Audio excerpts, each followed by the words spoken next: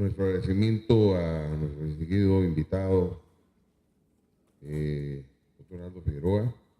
Vamos a pasar esta vez al turno que corresponde al doctor Luis Miguel Reina Alfaro.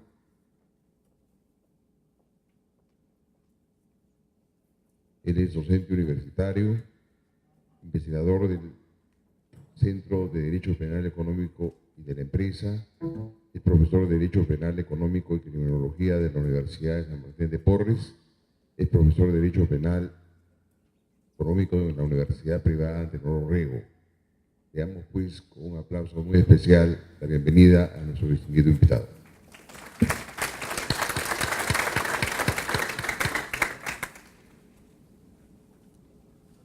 Buenas noches, señor doctor César Vega Vega, presidente de esta mesa de honor, señor doctor Donaldo Figueroa Navarro, señores jueces, fiscales. En primer lugar, quiero agradecer a la organización la oportunidad de compartir con ustedes algunas reflexiones bastante preliminares, bastante genéricas en torno a la problemática de la individualización de la pena.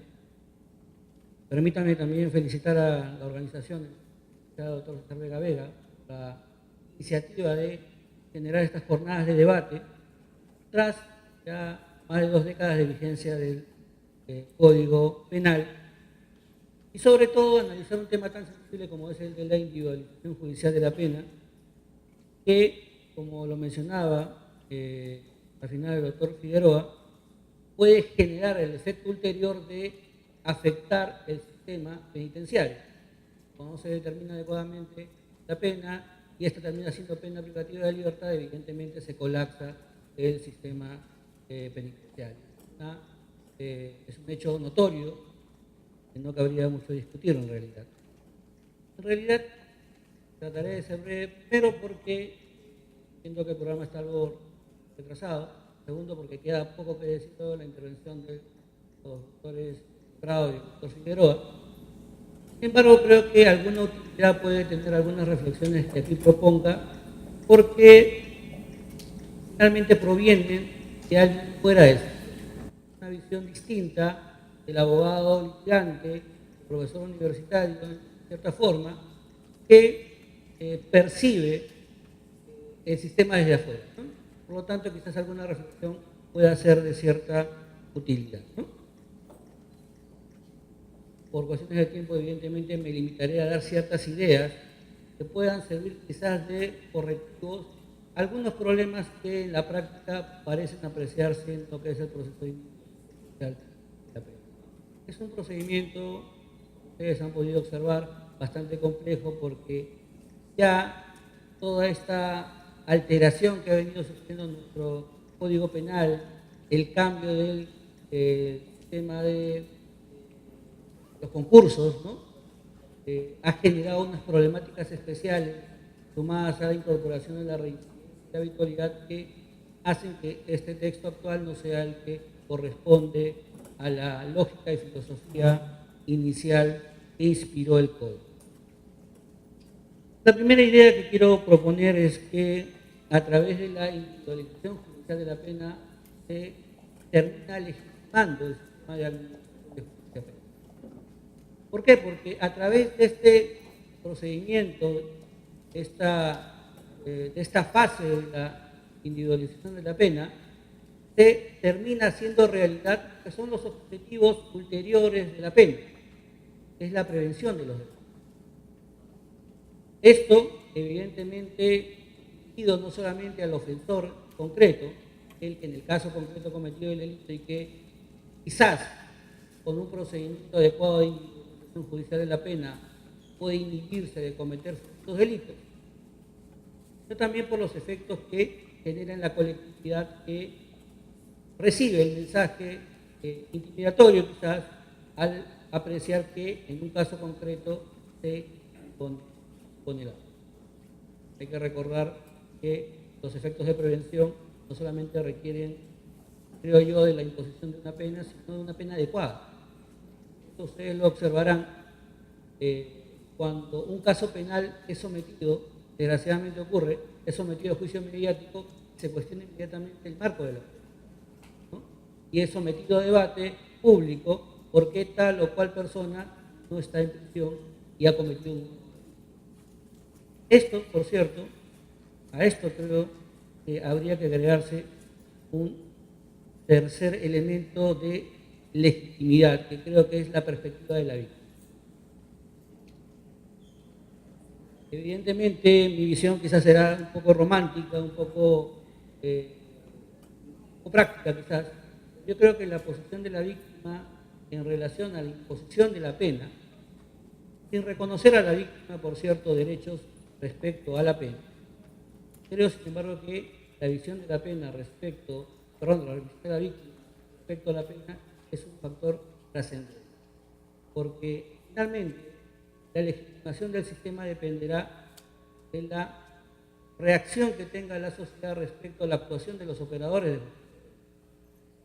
Y esa percepción que tiene la sociedad se hace generalmente en coincidencia con los sentimientos de la víctima. ¿Por qué? Porque la sociedad se identifica con las víctimas del delito y no con los delincuentes.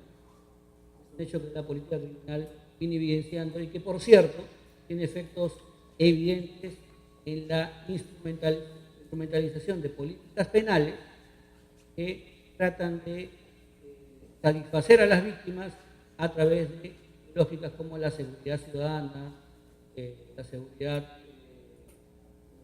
pública, etc. Creo que la visión de la víctima es importante.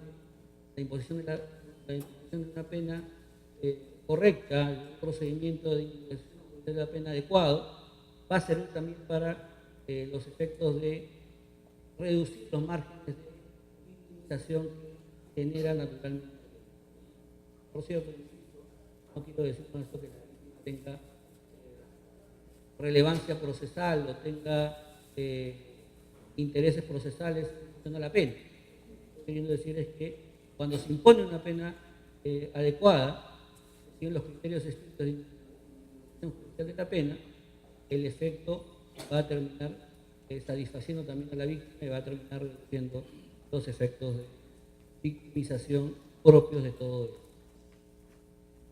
Ahora, esta legitimación del sistema de administración de justicia penal a través de la aplicación correcta de la implementación judicial de la pena, creo yo que se logra de dos modos. Por un lado, observando criterios dogmáticos en esta complicada o individualización judicial de la pena, para ser más estricto. Por otro lado, cumpliendo con lo que el doctor Figueroa mencionaba, era uno de los efectos principales del sistema de administración de justicia penal, que es la motivación de la pena a imponer en el caso. Creo que es el talón de Aquiles en cuanto a motivación de la resolución. Yo creo que de ese modo se va a lograr legitimar cada vez más el sistema de administración de justicia penal en relación, repito, a la implementación judicial de la pena. Respecto a lo primero, la primera reflexión que nos podría surgir es qué significación práctica puede tener la aplicación de criterios dogmáticos. Generalmente se suele pensar que la dogmática es la clásica discusión sobre el sexo de los ángeles y una aplicación práctica. Y yo creo que todo lo contrario. La dogmática es una herramienta de control de las posibles arbitrariedades que se pueden generar en función a la aplicación de la ley. ¿Por qué razón? Porque la polisemia del lenguaje produce la posibilidad evidente de que una norma penal pueda ser aplicada arbitrariamente o que el justiciable pierda seguridad respecto a el sentido que le va a dar el juez o el fiscal a una determinada norma. Se producen riesgos de falta de predictibilidad que se salvan con la dogmática. La dogmática, entonces, es un instrumento que permite una interpretación racional, predecible de la ley. Y esto de la polisemia, ustedes lo van a observar, lo mencionaba el doctor Figueroa en algún momento, con expresiones de cierta forma imprecisas, poco determinables, que van a generar evidentemente problemas prácticos, como las que se observan en el artículo 45 del Código Penal cuando hablan de la cultura y costumbres del Estado, o la referencia a los intereses de la víctima, que pueden ser interpretados de modos distintos. La dogmática es una herramienta que nos podría permitir una interpretación más predecible. Ahora, la aplicación de la dogmática entonces va a permitir que el justiciable perciba que la decisión en cuanto a la ejecución de la pena responde a la aplicación estricta de la ley y no al mero decisionismo del juez, no la mera voluntad. Y en este contexto, en mi opinión, la herramienta dogmática más útil en este contexto es la que proporciona la teoría del espacio de juego de Klaus Roxin, que creo que no es incompatible con las propuestas que se han hecho aplicativo en las intervenciones. La teoría del espacio de juego, ustedes deben recordar, es el complemento natural de la teoría de Roxin respecto a los fines de la pena. Roxin construye una teoría de la pena que trata de potenciar los diversos fines preventivos de la pena dependiendo del momento en que aparecen.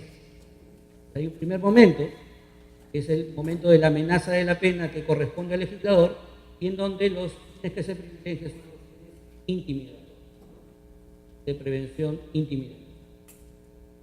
Un segundo momento, que es el momento ya de implementación judicial de la pena, en donde esos fines de prevención intimidatoria se ven limitados por la culpabilidad. Se habla entonces de la pena adecuada a la culpabilidad.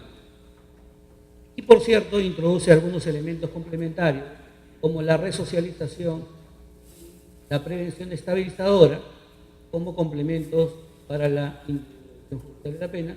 Y en un tercer momento de Roxin, es el momento ya de la ejecución de la pena, el único fin que se habilita es el de resocialización. Esta teoría, que es la conocida teoría dialéctica de la unión, lo que termina haciendo es un poco combinar los distintos fines de prevención dependiendo del momento en que se tiene que aplicar la pena. La teoría del espacio de juego entonces está referida a ese segundo momento, el momento en que el juez decide individualizar la pena en el caso concreto. Y la premisa por la cual se parte, de la que se parte, es que la pena justa es la pena adecuada a la culpabilidad. Y aquí se genera un gran problema porque la culpabilidad o responsabilidad, entendida como accesibilidad normativa, es decir, entendida como el examen que se hace del imputado respecto a sus capacidades, en el caso concreto de ordenarse conforme al ordenamiento jurídico, es muy difícil de determinar. Por eso Roxin recurre a la idea del espacio. No hay forma de determinar la culpabilidad con precisión, salvo, por cierto, que tratemos de utilizar criterios de prueba tasada, ¿no? Pero en un contexto como el que nosotros aceptamos en nuestro código, la determinación del grado de culpabilidad es casi imposible. Lo que dice Roxin es, como esto es casi imposible, no podemos medir la culpabilidad, no hay instrumentos técnicos para medir la culpabilidad, nos movemos dentro de un espacio de juego. Imponemos la pena dentro de ese espacio de juego, la pena se va a sentir como pena justa. Salimos de ese espacio de juego, la pena se siente.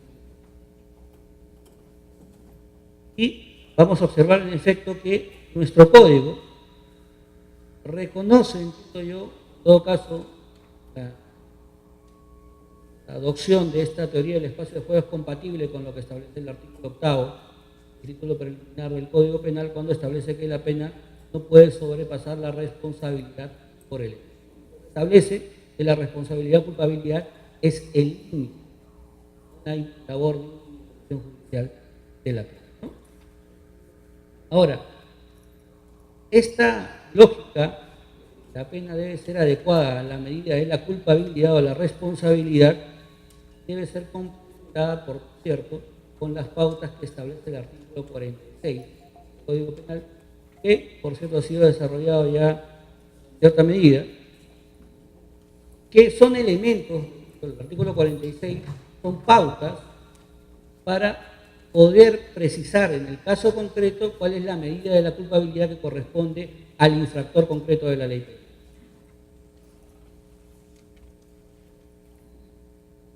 Aquí viene un primer aspecto problemático: cómo compatibilizar esa lógica del artículo octavo del título preliminar, esa lógica de la teoría del espacio de juego, con los incisos 12 y 13 del artículo 46 que han sido incorporados al artículo 46, que establecen la habitualidad y la reincidencia como criterios para la investigación judicial de la ley. Primero, porque habría quizás un problema de doble valoración, porque ya la reincidencia y la habitualidad es un criterio que se valora al momento de determinar la pena genérica. Quizás habría un problema de doble valoración. Y segundo, ¿cómo podría compatibilizar la lógica de la habitualidad y la reincidencia con la lógica de la pena adecuada a la culpabilidad? Por una razón evidente.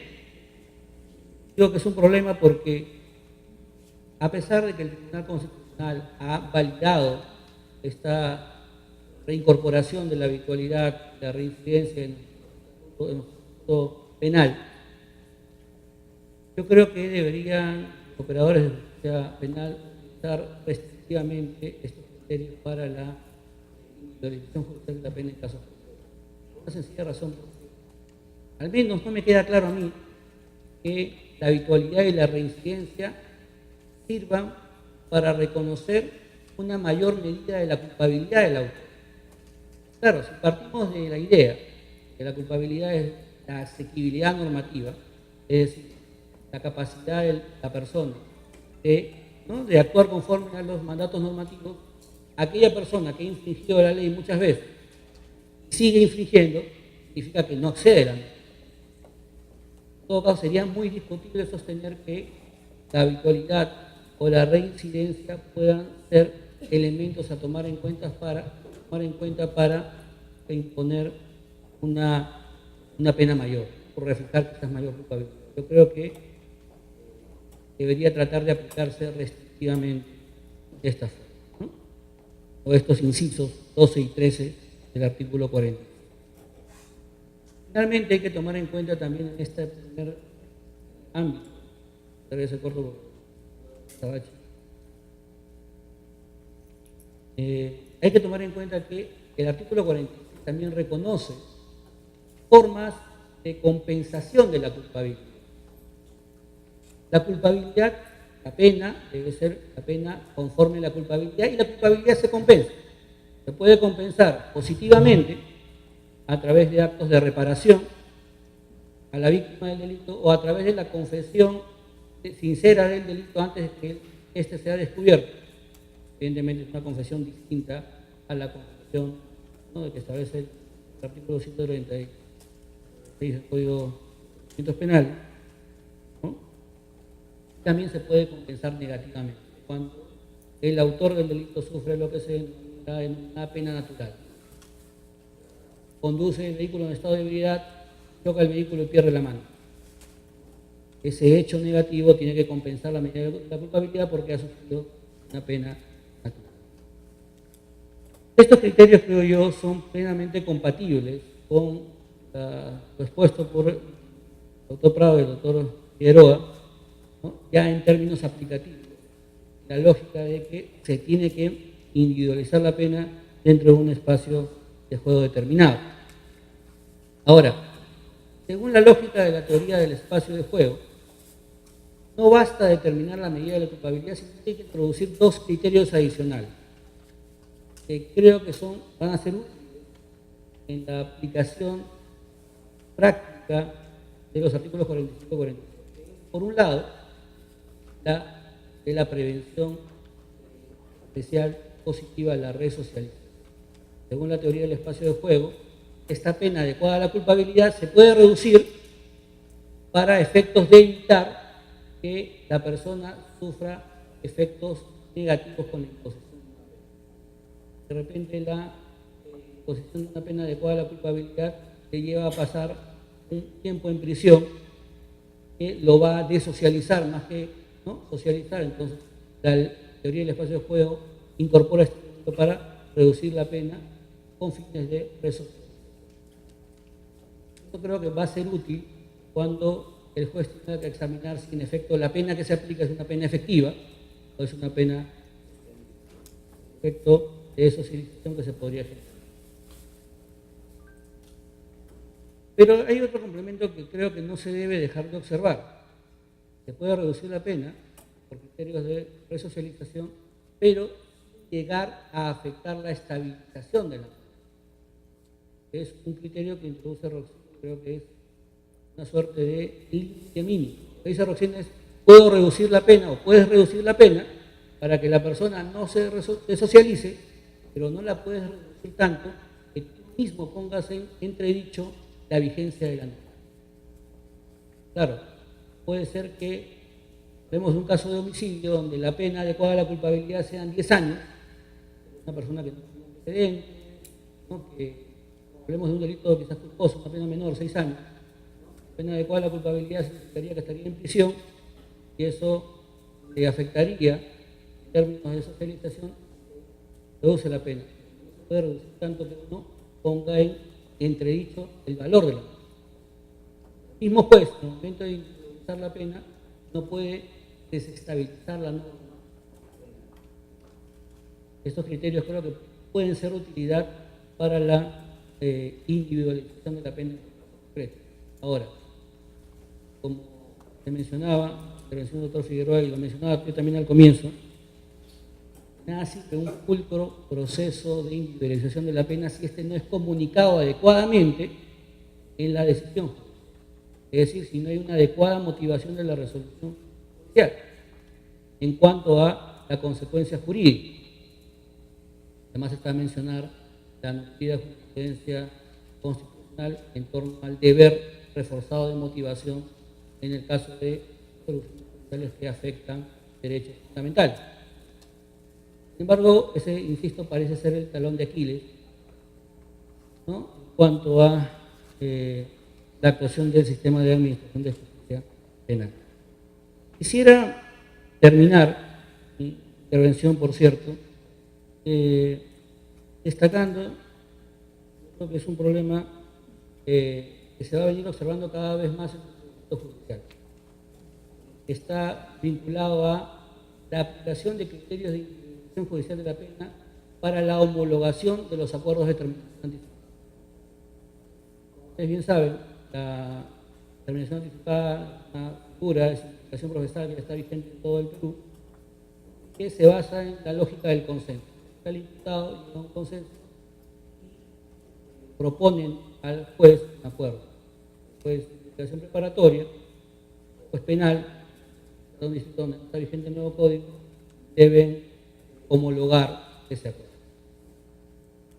Sin embargo, el Ministerio Público, evidentemente guiado por lógicas de gerencialismo y de tratar de producir más acuerdos, parece conocer que la terminación anticipada no es un negocio donde se discute la pena en términos económicos, ¿no? Yo propongo tanto, tú ofreces tanto y llegamos a un proceso en el medio. No, la terminación anticipada es una propuesta conjunta de determinación de la pena. Es una determinación conjunta de la pena. Por lo tanto, debe estar regida por los estrictos términos del artículo 45 y 46 del Código Penal.